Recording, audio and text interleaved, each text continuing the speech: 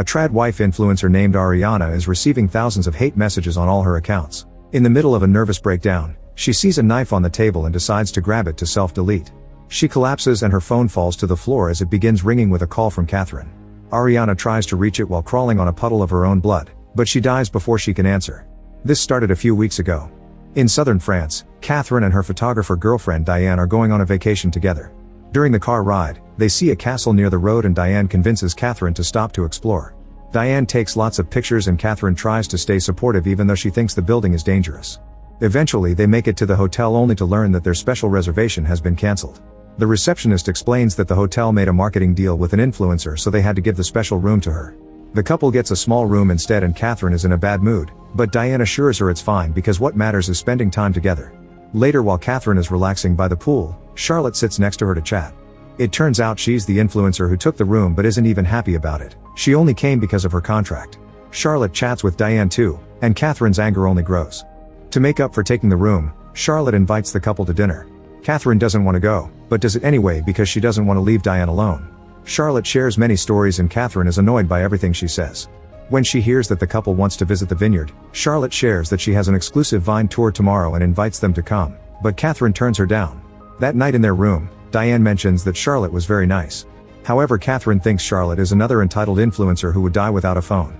The next morning Charlotte approaches Catherine at the cafe and reveals she sent Diane the tickets to the vineyard tour because she wants her to take some photos. She thinks Diane is very talented and plans to introduce her to her other influencer friends so she can get more work. A very annoyed Catherine tells Charlotte that Diane isn't feeling well so she'll be her photographer instead. Moments later Catherine takes Charlotte to the abandoned castle to take cool pictures. She even gets Charlotte's phone and her password, making it seem like part of the job. When Charlotte moves too close to the edge of a pit, Catherine pushes her down. The fall is long and Charlotte is now bleeding heavily, but she's still alive. Catherine goes down there and takes a picture of her while she begs for help with her last breath. Later in the hotel, Catherine goes to Charlotte's room and packs all her things. On her way out she bumps into Diane, who mentions the vineyard thing and shares that she turned Charlotte down. However, Catherine says they should go. Catherine has a talk with the receptionist before she and Diane visit the vineyard.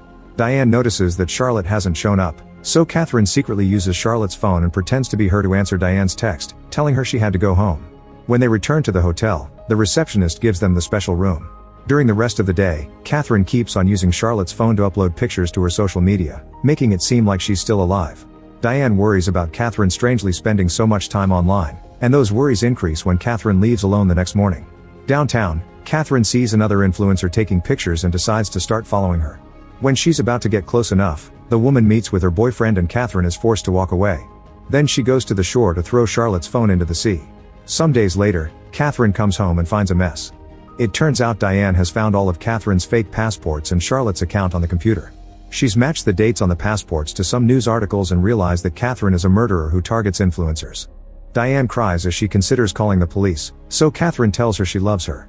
When Diane tries to walk away, Catherine smashes a lamp on her head to bring her down, then she uses the cable to choke her to death. Meanwhile, Madison has survived after Catherine abandoned her on an island a year ago. She's come back in a boat with the bodies of Catherine's other victims, so the police consider her the main suspect. Madison has given them a description of Catherine, yet there are no photos or records of her existence. Eventually Madison is released over the lack of evidence, but everyone on the internet believes she's guilty. She gets thousands of hate messages every day so she's forced to delete her accounts.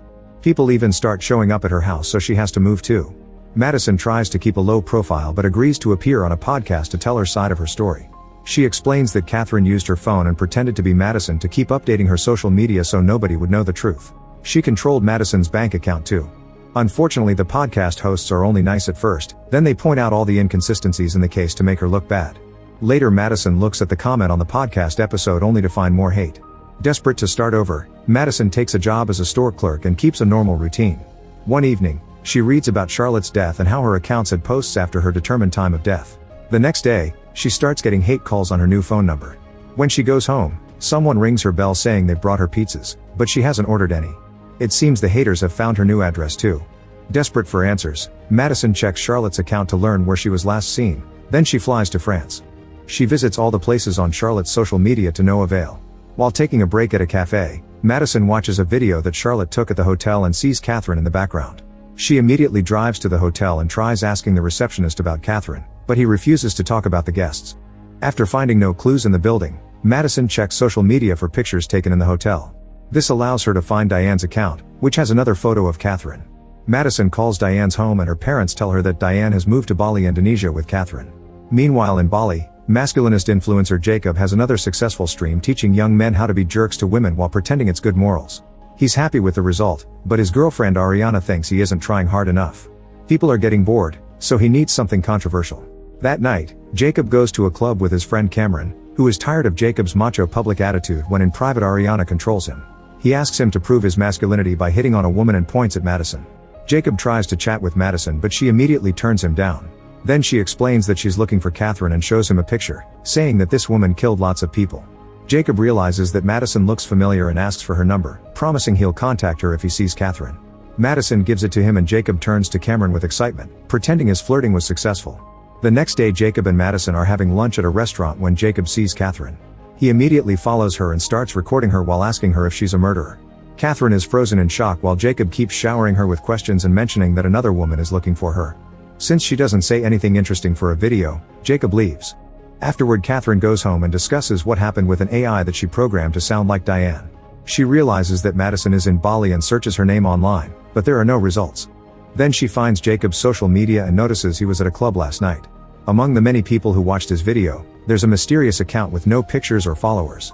Catherine starts following that account's activity to learn the places it's visited. This allows her to find Madison in a very touristic area, but she runs away before she can be seen and return. At home, Catherine watches Jacob's stream about Madison, which also mentions her. She analyzes the background and quickly gets Jacob's address. She also studies Ariana's conservative videos to understand her philosophy. Whenever Diane's parents call, Catherine uses AI to replace her voice and face with Diane so her family thinks she's still alive. Next Catherine makes a social media account pretending to be Madison and befriends Cameron to learn about local events. That night Catherine finds Jacob at Cameron's party and tells him that Madison has been stalking her. Jacob talks to Catherine in private and hears her fake sob story about Madison trying to frame her for the murders. He doesn't know what to do and tells her to call the cops. Refusing to give up, Catherine joins the party and consumes happy powder with everyone. As soon as she has an opening, she talks to Jacob in private again, saying he's the only one who can protect her. When she's about to kiss him, Cameron interrupts them. Catherine rushes to the bedroom and tries to get naughty with Jacob, who turns her down because he has a girlfriend. Instead she asks for his help to catch Madison so they agree to meet later. After Jacob falls asleep on the couch, Catherine steals his keys from his bag and uses a special device to drain his phone battery. Then she sneaks out of the house. Moments later, Catherine is breaking into Jacob's home. She gains access to his computer and installs a remote access program. Then she searches his files for anything incriminating and finds a video of Jacob watching Ariana getting naughty with another man and telling him that he likes it. At that moment Ariana catches Catherine red-handed and threatens to call the police. Catherine pretends she's Jacob's lover, which leaves Ariana in such a shock that Catherine can just walk away. As soon as she gets home, Catherine uses the remote access program to get into Jacob's computer and upload the naughty video to the internet. While waiting, Catherine remembers how she met Diane a year ago. After the incident with Madison on the island, Catherine flew to France and tried to lay low. One day at a cafe, she saw Diane behind the counter. That night she found her social media and loved all her pictures. The next day Catherine asked Diane out and they immediately hit it off. They had lots of fun together and their relationship grew fast. Diane was hurt in the past and asked for a partner who would never lie to her, so Catherine told her she was stranded on an island for a while but not about the murders. The flashback also shows that after killing Diane, Catherine immediately regretted it and had a breakdown. In the present, Catherine makes the Diane AI repeat "I love you" over and over. The next morning Ariana keeps calling Jacob but since his battery is dead his phone won't even ring. Next she calls Cameron, who refuses to pass the phone to Jacob. He tells Ariana that Jacob got a new girl last night who is much better than her.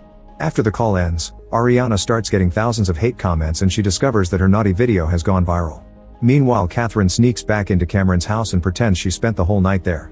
When Jacob wakes up, he sees that his phone is dead and he can't charge it, so he borrows Catherine's to call Ariana. This is the moment when Ariana self-deletes so she doesn't pick up. In the kitchen, Cameron has found the naughty video too. When Jacob comes downstairs, Cameron tries to tell him about the video, but Jacob is too excited about catching a killer with Catherine and leaves without hearing him. Afterward Jacob takes Catherine to his house and they find Madison standing next to Ariana's body. Jacob rushes to his girlfriend's side and has a breakdown while accusing Madison of killing her. Madison immediately denies it and tries to explain that it was Catherine, who has manipulated him all along. Catherine also denies it and both women start screaming at the same time, saying the other did it. Then Catherine tries to approach Madison, so she picks up the knife to protect herself. However Jacob gets to her first and accidentally gets stabbed instead. Catherine tries to attack again and Madison starts throwing kitchen tools at her, but she dodges them all. Then the women start fighting and Madison tries to use a bottle as a weapon, however Catherine kicks it out of her hands. The fight continues and after failing to choke each other, they roll over the table and fall on pieces of broken plates. While Jacob finally passes out, Catherine grabs a plate shard and slashes Madison's face. A chase ensues and Madison keeps pushing furniture, but nothing seems to stop Catherine, who tackles her and starts beating her up. Madison picks a pool ball and hits her in the face to throw her off. When Catherine chases after her again, Madison manages to bring her down with a bowl to the head and hits her again to knock her out. Afterward, Madison grabs Catherine's phone and discovers all the tricks she's been pulling. Before leaving, she ties Catherine's hands and ankles with tape. Moments later, Madison finds Catherine's home and is startled by Diane's voice. After realizing it's just a computer, Madison searches the wardrobe and finds a box with the fake passports and a picture of Charlotte's body. Next she checks the computer and discovers the connection to Jacob's home. At that moment Jacob regains consciousness. Still believing Madison is the killer, he unties Catherine and wakes her up. Then he grabs Ariana's phone to call the police, but he freezes when he sees all the messages she sent him last night, including a text about finding Catherine at his computer. He also finds a message from a friend asking about the naughty video. Jacob demands an explanation, only for Catherine to stab him multiple times in the chest while saying all influencers are cancer and his body falls into the pool. When Catherine turns around, she sees that the computer camera is on. She checks the stream and discovers that Jacob's followers have seen everything. They love her and keep donating money.